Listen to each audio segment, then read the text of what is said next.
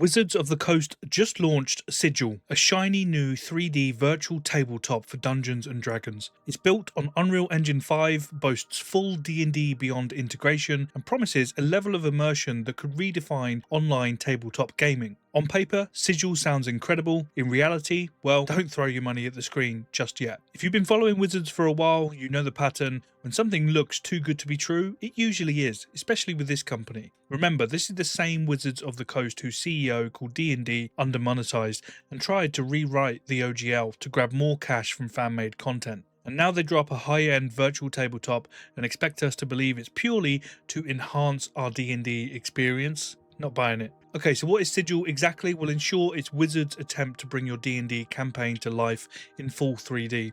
It runs on Unreal Engine 5, which means amazing graphics, dynamic lighting, detailed environments, fancy particle effects for spells, and basically turning your tabletop session into a cinematic cutscene.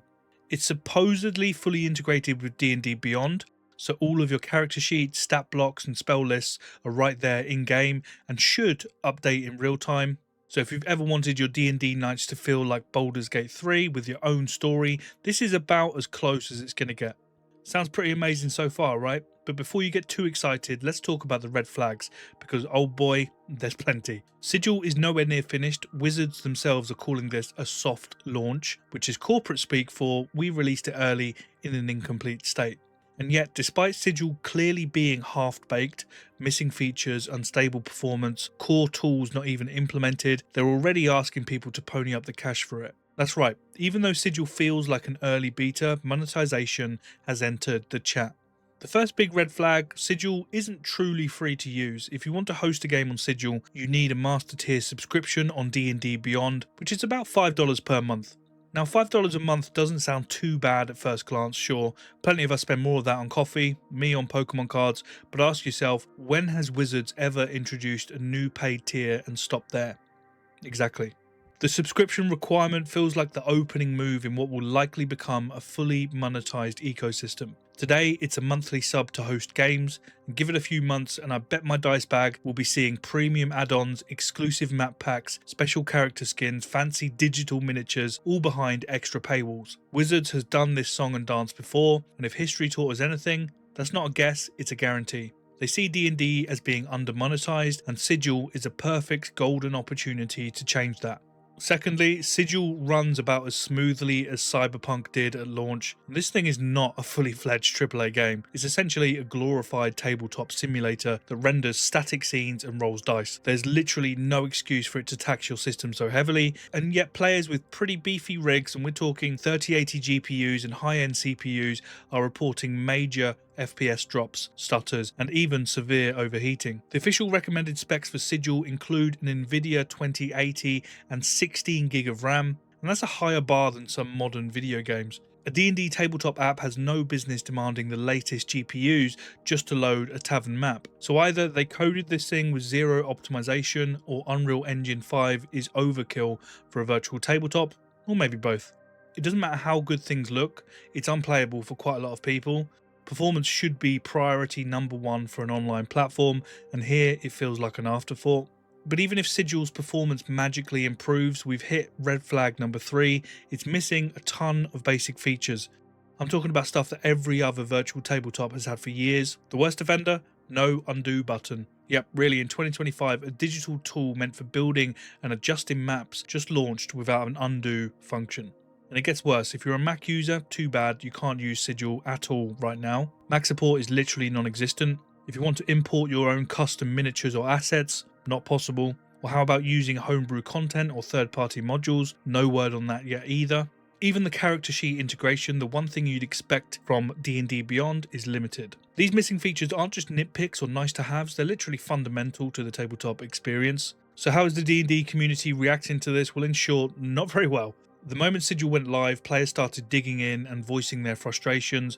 Over 43 new bug report threads popped up in the official Sigil Discord over the first weekend alone, and these weren't minor bugs either. People reported things like objects you place on a map randomly resetting their position, download and update errors left and right, parts of the scenery like half a roof disappearing when another piece is placed. It feels every bit the unfinished product we feared. And how has Wizards of the Coast responded to this backlash? Well, about as predictably as you'd expect. Their Sigil community manager basically jumped into the Discord to say things are not where you want them to be, but this is not a full release, this is only the beginning. So in other words, we know it's broken, but chill, it's technically a beta, wink wink. That explanation might have passed a few years ago, but it's 2025 and people are tired of paying for half-finished live service projects. Telling your paying customers this isn't a full release after marketing it like a completed product is just adding insult to injury. If it's not a full release, maybe don't charge us for it. At this point you might be thinking Sigil is a total dumpster fire, and honestly right now it kind of is. But in the interest of fairness, we should talk about what Sigil gets right, because it's not 100% bad. There are some real glimmers of potential here, things that if Wizards handles well, and that's a big if, could make Sigil truly awesome down the line. Sigil's Unreal Engine 5 visuals are genuinely impressive. The game-like graphics and effects can make your sessions feel incredibly cinematic. No other virtual tabletop on the market offers this kind of visual feast right now. Credit where it's due, Sigil is a stunner, and the D&D Beyond integration is one of Sigil's key selling points, so it could be amazing, at least in theory. When it works properly, it's awesome. Your entire campaign's data from D&D Beyond is meant to sync directly into Sigil, and in contrast, many other virtual tabletops require a lot of manual data entry or using third-party mods to connect to D&D Beyond. Sigil doing this out of the box is a big win for ease of use. And this integration is one of the key reasons people were excited about Sigil in the first place, and is still a strong selling point, assuming they can iron out the kinks. The foundation here is solid. It's like a level editor for D&D. Now it's still limited, you can't import custom assets just yet, and the selection of props is what Wizards provides, but if they expand the asset library and give DMs more control, Sigil could become one of the best map builders in the tabletop scene. The potential to craft highly immersive 3D battle maps easily is there, it just needs a bit more content and polish. And lastly, let's not forget, I guess, that players other than the DM can use Sigil for free. I complained about the subscription earlier, and I do stand by that, but at least your whole group doesn't need to pay individually, unlike some other platforms. Is Sigil worth your time and, more importantly, your money right now? Probably not, in my opinion, at least not yet.